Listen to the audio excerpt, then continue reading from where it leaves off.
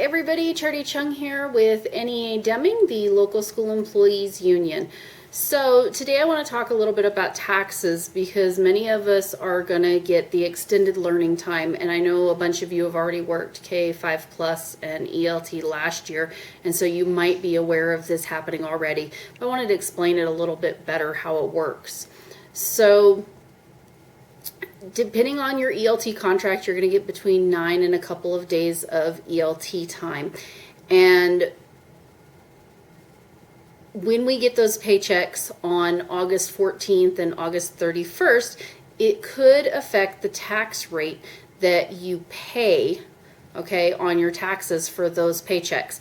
And so what happens is you have to see that every time we have a paycheck, we receive a paycheck, the federal government takes or we pay our taxes, except it's not really paying your taxes. What's happening is the government is withholding your taxes, all right? And so you might even hear me during the course of this refer to it as we pay, but really it's they withhold our taxes. And that's important to note, and at the very end of this, I'll come back to that and explain that a little bit better. So what happens is when the government's withholding all of our taxes, come tax season and it's time to pay your taxes, right? The government adds up, okay, so how much did you actually make? Now we can charge you your taxes. And say you're going to owe $3,000 in taxes. Well, instead of the government saying, wow, you might not have $3,000 come tax season, or gee, it's going to be hard for us to collect that when you know, in all at once from you. Well, we're going to do everybody a favor and we're going to collect little bitty chunks from your paychecks every time. Well, it turns out that sometimes those little bitty chunks aren't so little. So that's what we're going to talk about today. So the government decides how much your tax rate is based on how much they think you're going to make per year. So if you go online and you find this information, and nerdwallet.com is a really good site that it has a lot of in-depth discussions on this and explanations, right? If you do that, it will break down this information by year. I went ahead and divided it so that's by our paychecks because we get paid 24 paychecks a year, okay? So this is our tax rate. It's typically 12%. There's a 10% bracket up here for people that make very little, and then there's an even higher brackets if you make way a lot. All right, but most of us are falling in this 12% range. So here's what happens. If you're single or married, and the government gets this information from your W-4 that you fill out when you first get hired, there is in iVisions a spot that says tax forms, and you can click on those and you can adjust your W-4 for all of this stuff, okay? And you can see yours. So if you're single and you're making between $404 and $1,644 on your paycheck, you're going to get 12% is what you're going to pay for your tax rate, and that's going to be your FICA, your federal tax, and your Social Security. It's all going to add up to this 12%. But if you're single and you pop over $1,600, right, you're going to all of a sudden be in the 22% range. And so if you're married, there's also your from $808 to $3,289, right? You're going to be in that 12%. However, the moment you go over $3,289, you jump to that 22%. Okay, so one thing to note that some of you may file like head of household and stuff like that. Today, all of the stuff that I'm discussing is a little bit of a simplification, and the numbers are broad numbers that have been rounded because it's really hard to get in taxes down to exact, especially without knowing your specific situation. All right, so here's how all of that's going to work, right? Here's my weekly rate of pay. $2,539. That's what it says on my check is my gross pay before taxes and before insurance and before retirement and my union dues and all of that stuff. All right, that's my rate of pay. So I need that to start with to figure this out. And then you look on your contract, which again is in iVisions, and you can find out how much you get paid per year. So that's mine from last year. And then the number of days that you typically get paid. And so you divide that up and it gives me my daily rate of pay is $333, okay? And that's important because we know that on August 14th, like in my email that you saw, we're gonna get paid for 5 days of ELT. So you take your daily rate of pay, times it by 5, and we get that, okay? Then we add in my normal pay, right? And look, all of a sudden I'm making $4,000 that check. over 4,000. Well, guess what? That's gonna bump me over, because I'm married, into this next 22% rate.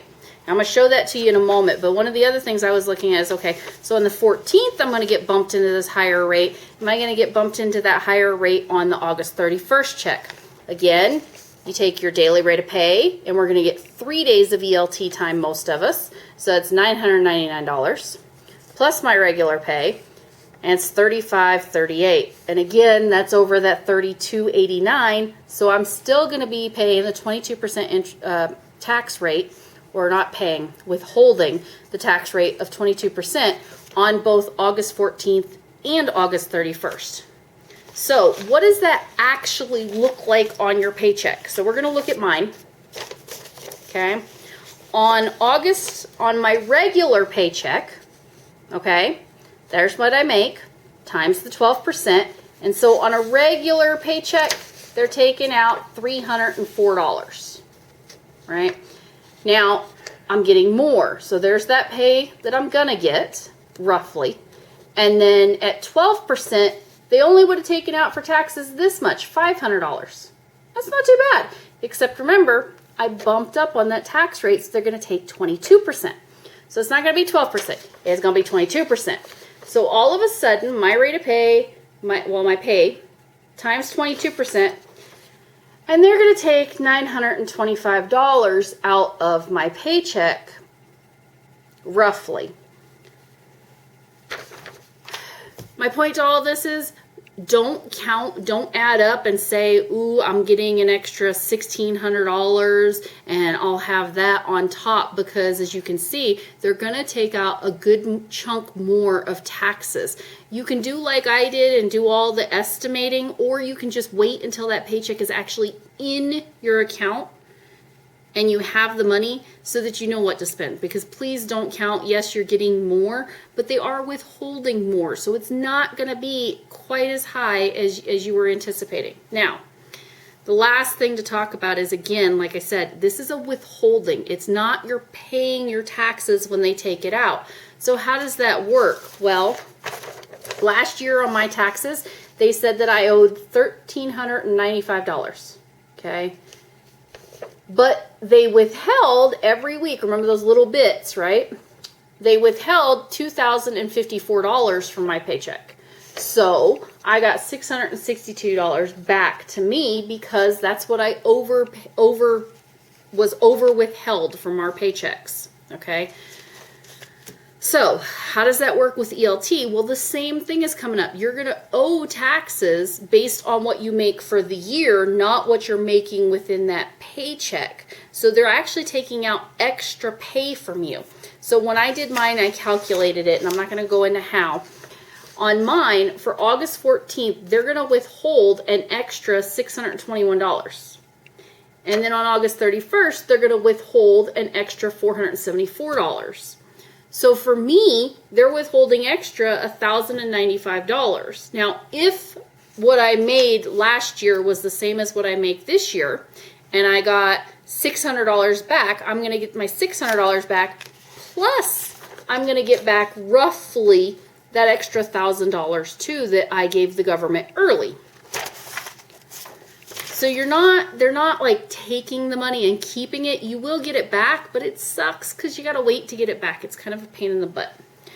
I wanted to just let you guys know that. Hope it helps you to understand how your taxes are going to work, and don't count on that money until it's actually in your account, unless you're willing to do all this lovely math stuff and figure out, you know, broader numbers on exactly what to expect in that check, because you're really not going to know until you see it. Thanks, guys. Hope that helps. Bye.